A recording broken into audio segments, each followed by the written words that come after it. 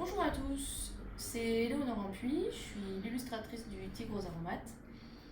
C'est le roman jeunesse édité par Un chat la nuit et écrit par Frédéric Magnan. Voilà, on a une illustration de couverture à l'aquarelle et à l'intérieur, des illustrations en noir et blanc. Et je vais vous parler un petit peu de cette technique dite du lavis que j'ai utilisée, que j'utilise beaucoup dans mon travail. Pour réaliser ces illustrations. J'utilise l'encre de Chine, comme vous pouvez le voir là, j'ai mon pot d'encre de Chine et donc des pinceaux. Et alors je vais, en diluant l'encre de Chine avec l'eau, je vais décliner les nuances de gris dans toute la gamme, du plus foncé, du noir profond jusqu'au gris le plus clair, pour construire mes illustrations.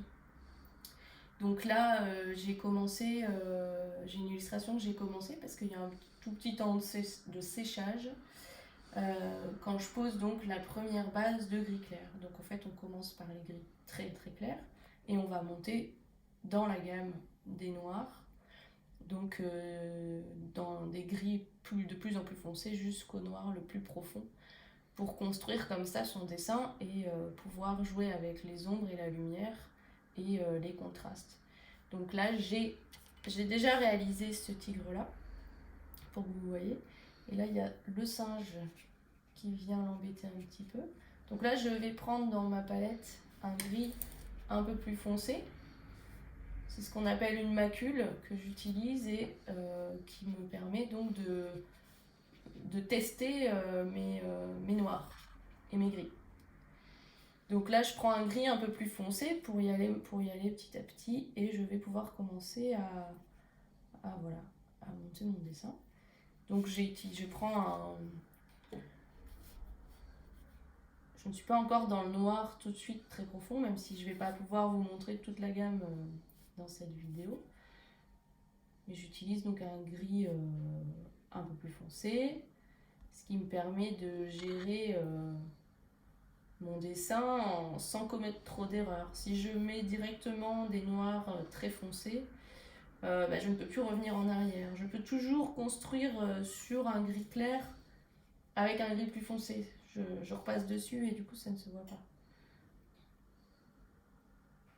Voilà, donc alors là je fais un peu le contour du singe. Et comme j'expliquais, donc peut-être que derrière mon noir foncé, je suivrai pas tout le contour, quoi. Je vais jouer avec ça. Donc là, je remets un petit peu plus de noir encore. Et je vais pouvoir accentuer l'expression du visage.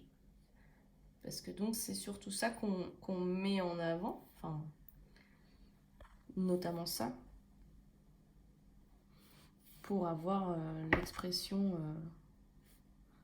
c'est la table qui bouge. L'expression du singe.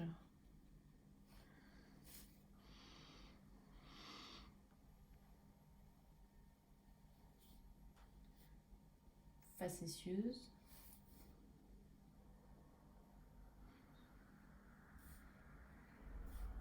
Voilà, alors je vais souligner peut-être les lignes un peu de force. Je fais une petite bavure du dessin. C'est fort pratique une table qui bouge quand on dessine.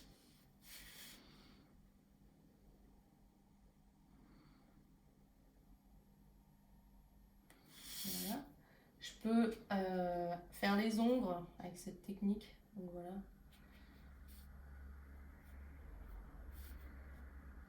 je mets un peu d'ombre sous les bras, sous les jambes.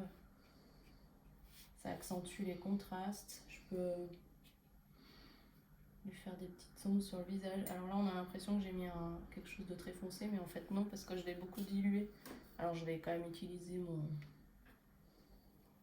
mon petit chiffon.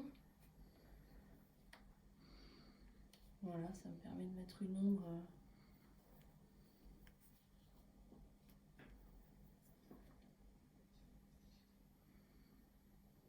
Accentuer les volumes de son visage.